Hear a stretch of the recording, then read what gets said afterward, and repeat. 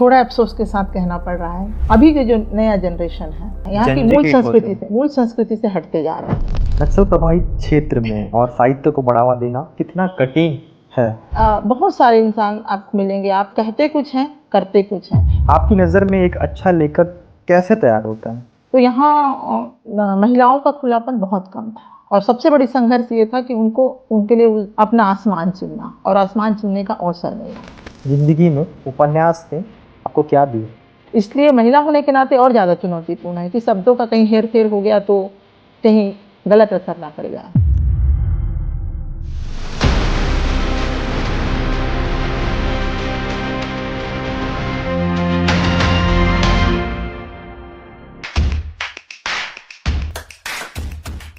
Podcast with Vihaan के show में आज के मेरे गेस्ट हैं डॉक्टर उमेश्वरी नूतन जी। इन्होंने नोवेल लिखा है। नोवेल मीन्स उपन्यास। उपन्यास के बारे में बातचीत करते हैं, पॉडकास्ट में उनको खोलने की कोशिश करते हैं एक्चुअल में नोवेल और उपन्यास होती क्या है। Ma'am welcome to the Vihaan का शो। धन्यवाद सर। मैम आपने उपन्यास लिखा है, एक्चुअल में उपन्यास होती क्या है? उपन्यास साहित्य की एक विधा है। गद्य में एक बहुत महत्वपूर्ण विधा है उपन्यास, जिसमें हम किसी समस्या की शुरुआत करते हैं, किसी विषय को पकड़ते हैं तो उसको अंत तक ले जाते हैं, समस्या जो उठाते हैं उसका समाधान देने की कोशिश करते हैं, और वही उपन्यास होती है। आपने कितने उपन्यास लिखा है मैम अब तक? 13 उपन्यास मेरी पब्लिश हो चुकी है और 2 उपन्यास एकदम फ्लोर पर आने वाली है। उसमें से 13 दिसंबर को दिल्ली में ही लॉकडाउन करके एक उपन्यास है, उसका विमोचन होने वाला है। जितनी उपन्यास आपने लिखा है उसमें बेहद चर्चित कौन सी उपन्यास है? सबसे ज़्यादा चर्चा हुई मेरे सपने मेरे गांव की। हाँ जी। जिस पर मुझे कांगो यूनिवर्सिटी ने PhD की उपाधि प्रदान की। अच्छा, और उसमें एक उपन्यास था मुखौटा जी, उसको लेके बेहद चर्चा में था और आपको अवार्ड भी मिली थी जी। मुखौटा लिखने की प्रेरणा कहाँ से मिली आपको? मुखौटा लिखने की प्रेरणा मिली मुझे यहीं बीजापुर के अंदरूनी क्षेत्र में, जो स्कूलें बंद हुई बीच में किसी कारणवश, और बच्चे जो पढ़ाई से वंचित हुए। हाँ जी। तो वहाँ पर पढ़ाई कैसे शुरू की जा सकती है और पढ़ाई शिक्षा का अलग वहाँ कैसे जगाया जा सकता है, इन विचारों के बीच में। और वैसे कहा जाए तो मुखौटा में मैंने 3 विषय को एक साथ उठाया है। एक, अंदरूनी क्षेत्रों में शिक्षा का अलग कैसे जगाया जाए और किस स्थिति में, किस परिस्थितियों में जगाया जा सकता है। उसके साथ ही जो उसकी हीरोइन नायिका है, वो एक ऐसी छोटी सी बच्ची जब बड़ी होती है तब यहाँ पे स्कूल टीचर बन के आती हैं, उनके साथ 7 साल की उम्र में रेप होता है। तो मैंने समाज के उस एंगल को, मुखौटा का मतलब वही है कि उन लोगों के लिए समाज कहती कुछ है और करती कुछ है, मतलब दो चेहरा वो दिखाती है। चेहरे के ऊपर चेहरा लगाकर समाज इस ऐसी पीड़ित लड़कियों के साथ व्यवहार करती है। इस किताब में आपने समाज के कौन से छुपे हुए चेहरों को दिखाने की कोशिश की है? दोहरा चरित्र को दिखाने की कोशिश की गई, 2 चेहरे को। वो चेहरे जो समाज के बीच ही रहते हैं, सफेद पोष रहते हैं और कहते कुछ हैं पर करते कुछ हैं। किताब में आपने मानव मन के दौरेपन को दर्शाया है। क्या यह आज के समाज की सच्चाई है, वास्तविक सच्चाई? बिल्कुल सच्चाई है, सकते हैं। बहुत ज़्यादा सच्चाई है इसमें, क्योंकि आप देखेंगे बहुत सारे इंसान आपको मिलेंगे, आपके निजी जीवन में भी आपको मिलेंगे, जो कहते कुछ हैं करते कुछ हैं। विशेषकर मंच में कहना अलग होता है और उनको लाइफ में, ज़िंदगी में उतारना बहुत अलग होता है। उतारते नहीं हैं जो कहते हैं लोग। जब आपकी किताब पब्लिश हुई, सबसे पहली प्रतिक्रिया किसकी आई जो अभी तक यादगार रहता है? यार किसी ने कॉल किया, यार तेरी पब्लिश हुई है किताब, दोस्त यार, हस्बैंड, फैमिली?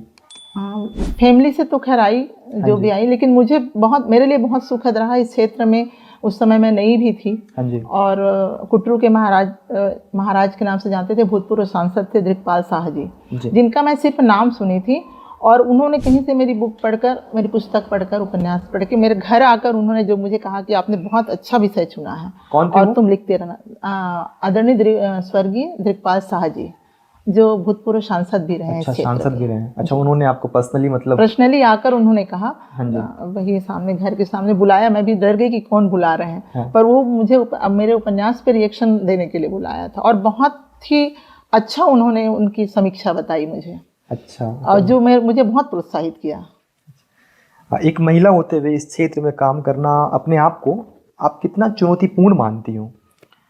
चुनौतीपूर्ण तो निश्चित ही बहुत ज़्यादा है, इसलिए कि मैं समाज में अपने आसपास होने वाली जो दुर्घटनाएं हैं या घटनाएं हैं, उनको मैं आगे लाने की कोशिश कर रही हूँ। और वो घटनाएं क्यों हो रही है, इसका कारण क्यों है, इसका निदान क्या हो सकता है, तो निश्चित रूप से है कि कुछ घटनाएं होती है तो उसमें कुछ लोग रहते हैं, उन लोगों को बुरा ना लगे, ये बात, इस बात को ध्यान में रख के हमको उसकी रचना करनी होती है, उस विषय को उठाना होता है। इसलिए महिला होने के नाते और ज़्यादा चुनौतीपूर्ण है कि शब्दों का कहीं हेर फेर हो गया तो कहीं गलत असर ना पड़ जाए। आपने महिलाओं के जीवन में कौन से संघर्ष सबसे ज़्यादा अधिक करीब से महसूस किए हैं? कौन सी ऐसी संघर्ष होगी? महिलाओं के लिए सबसे बड़ा संघर्ष तो स्वयं की स्वतंत्रता रही है। अच्छा, स्वयं का freedom। खुलापन, फ्रीडम। हाँ जी। जो जब मैं थी, मुझे आज 30 साल हो गया बस्तर में आए हुए, जी। और विवाह होकर मैं यहाँ पर आई हूँ। उससे पहले से भी मैं देखते आई हूँ, और उसके बाद बस्तर में जब मैं यहाँ पे पहुँची, देखी, तो यहाँ महिलाओं का खुलापन बहुत कम था। और सबसे बड़ी संघर्ष ये था कि उनको, उनके लिए अपना आसमान चुनना और आसमान चुनने का अवसर मिलना।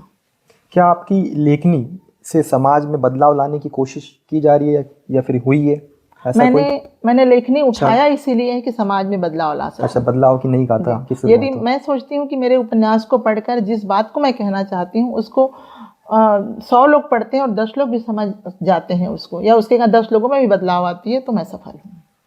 आपके जीवन का वह संघर्ष कौन सा है जिसने आपको सबसे ज़्यादा बदलाव हो अब तक, उपन्यास लिखते लिखते?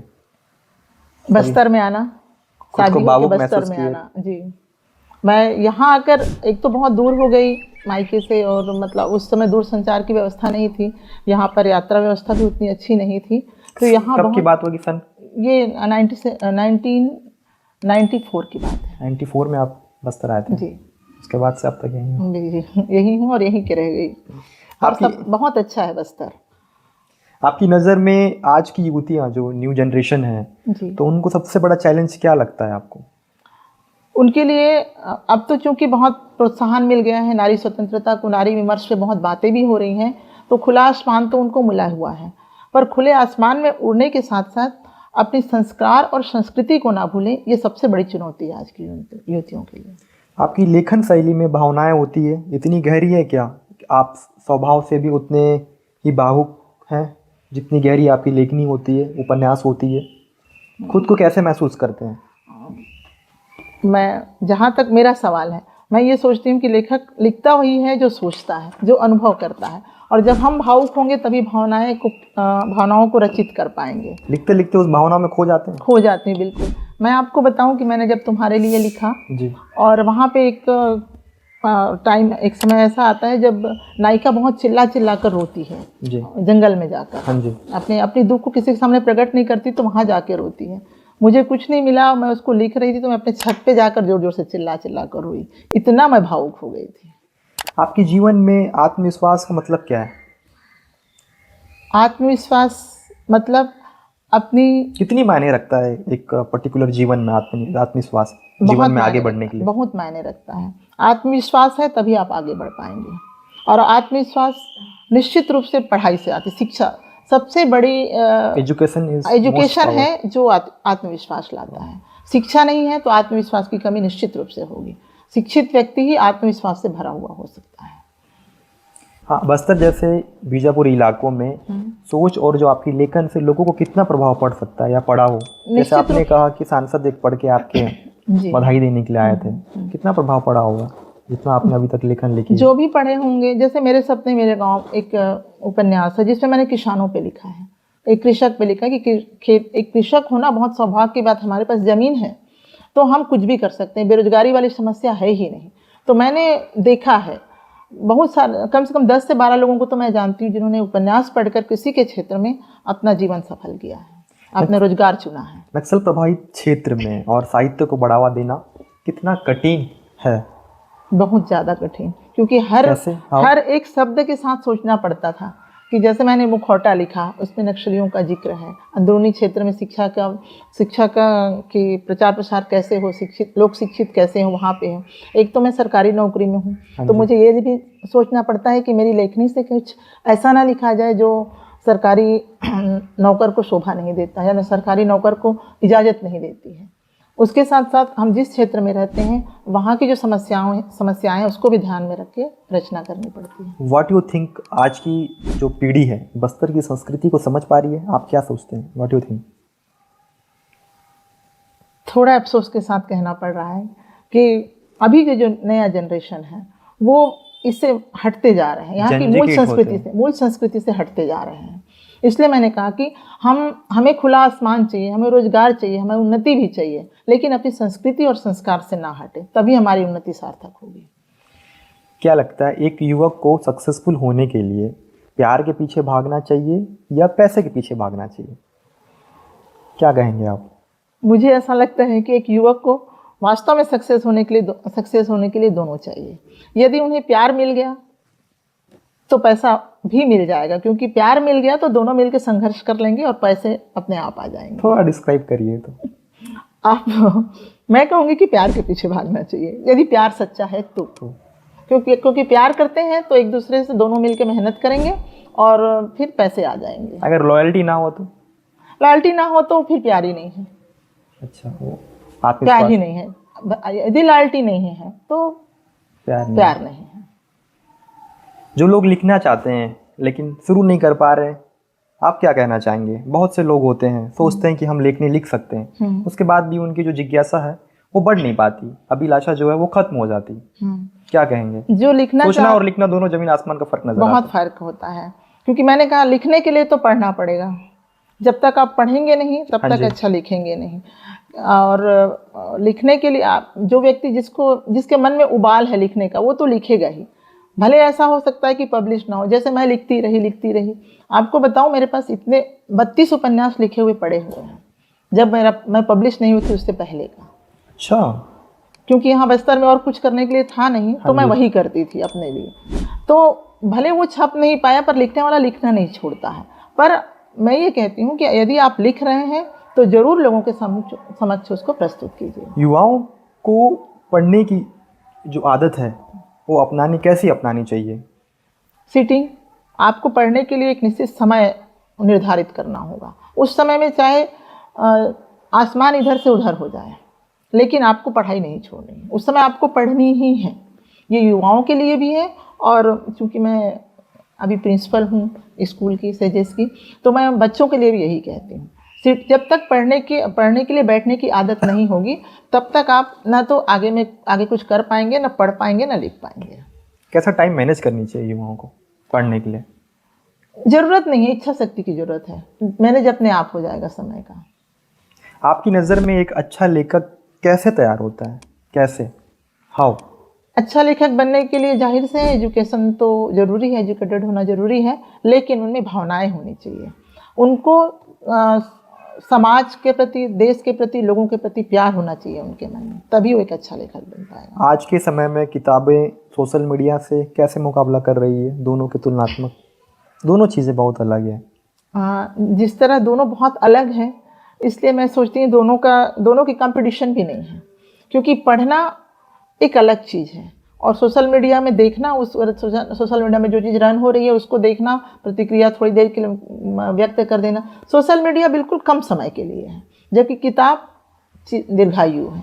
सोशल मीडिया इंसान को सोचने समझने की शक्ति कम कर रहा है, बिल्कुल कम कर रहा है। और जबकि किताब, यही मैं कहना चाह रही थी आगे, किताब जो है इंसान के सोचने समझने की शक्ति को बढ़ाती है, उनकी सोचने की क्षमता को आगे दिशा देती है, जबकि सोशल मीडिया अपने आप पे रोक देती है। जो सोशल मीडिया में चल रहे हैं हम बस वही देखते हैं।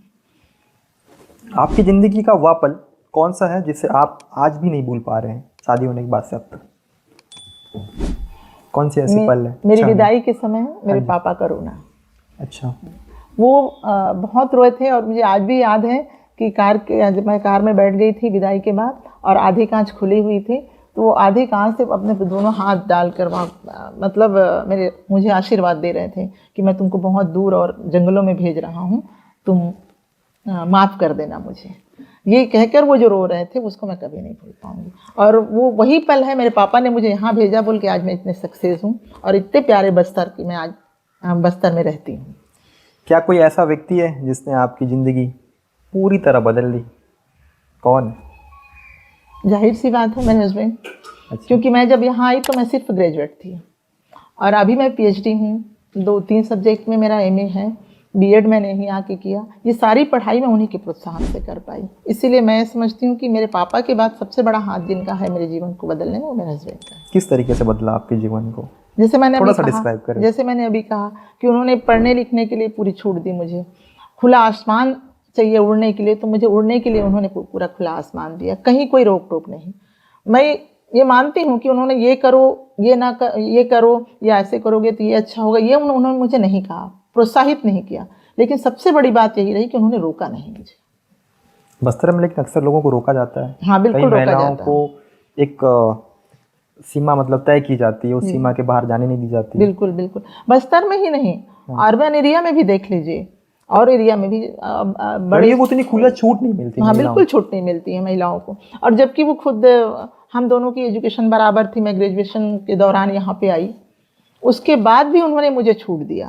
उन्होंने कहा कि मैंने कहा कि आप बिजनेस के क्षेत्र में सक्सेस हैं, तो मुझे यहाँ सक्सेस मिले। डॉक्टर उमेश्वरी नूतन खुद को किस में देखते हैं? पापा में, पिता में, या फिर हस्बैंड में? किस में नज़र आती है डॉक्टर उमेश्वरी नूतन? पिता में। कैसे? क्योंकि मेरे पापा भी एजुकेशन के पेशे में रहे, वो भी प्रिंसिपल रहे जब रिटायर हुए तो। और मेरे पापा कभी मेरे पापा थे ही नहीं, जब से मैं होश संभाली तब से वो मेरे दोस्त थे। हाँ जी। मुझे गाड़ी चलाना सिखाना, साइकिल चलाना सिखाना, सब मेरे पापा से ने किया है। आपकी अगली किताब, क्या हम कुछ नया उम्मीद कर सकते हैं? बिल्कुल। अभी तो जो लॉकडाउन आ रही है 13 दिसंबर को, लॉकडाउन में नो डाउट बहुत सारे दुख भरी बातें हुई हैं, और बहुत लोगों को नुकसान हुआ है, आर्थिक नुकसान हुआ है, मृत्यु भी हुई है बहुत सारे। परंतु लॉकडाउन के कुछ ऐसे भी पहलू हैं जो सुखद हैं।